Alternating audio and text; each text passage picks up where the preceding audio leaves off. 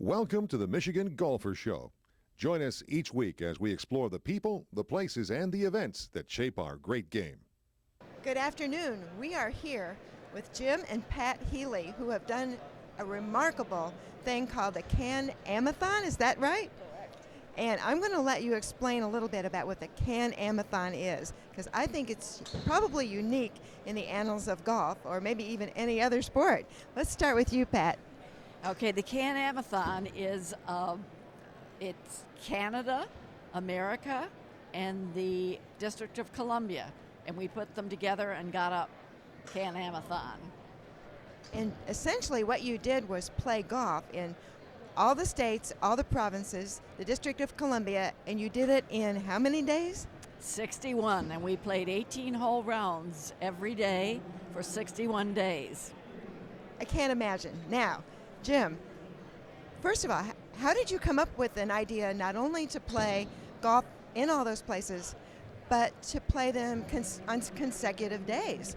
Well, we come up with the idea. I was having trouble sleeping one night, and I started counting the golf courses I'd played in my lifetime.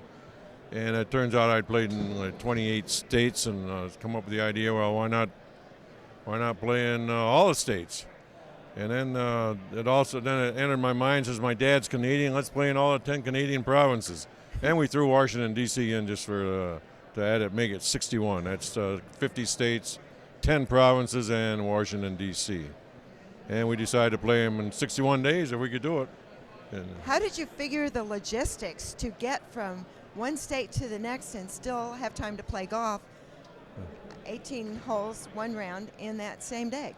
Well, we first of all, we drew a picture on the map of North America. We drew a line across the lower 48, and then we put a dot on the map where we had to play to get the different states in. So we just that's the way it worked, and it turns out we had to average about 230 miles a day driving to get our rounds in. And we flew to Alaska, and we flew to Hawaii. But the rest of it was driving all the way. Now, not only that, you had to figure out which course you were going to play. How did you make the arrangements for that, and how did you pick the courses, Pat?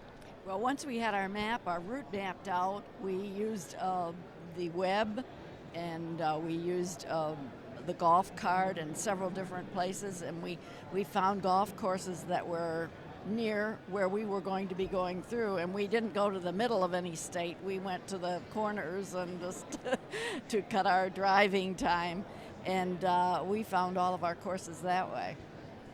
Well, now, how about the golf? Was the golf fun and relaxing by the time you actually got there?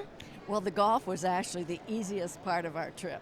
I think I enjoyed the golf, but then when we'd play the golf, we'd drive to our next destination. And after we arrived at our destination, we'd spend about 2 hours doing our journal for the night, and that seemed to be harder than playing golf. So the journal itself must have been a part of what helps you remember the courses. Jim, can you remember one of the courses that truly sticks out in your mind? Well, we played several. We played a lot of nice courses. We've been asked this before in interviews, and we were always a little bit reluctant to respond because everybody was so nice to us, but we played some really nice country clubs. The one in New Jersey, Fiddler's Elbow. We played Bethesda Country Club in Maryland, Pearl Country Club in Hawaii. It looked right out over Pearl Harbor, and in the Arizona Memorial, just a beautiful place. What was it like playing in Alaska, Pat?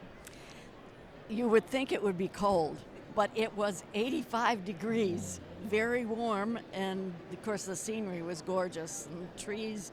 It was just a beautiful golf course, but we were all prepared to wear our jackets and windbreakers and everything else, but it was very warm.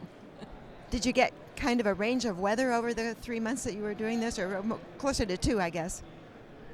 Our coldest day was in Ponca City, Oklahoma, and we had, can you believe that? No.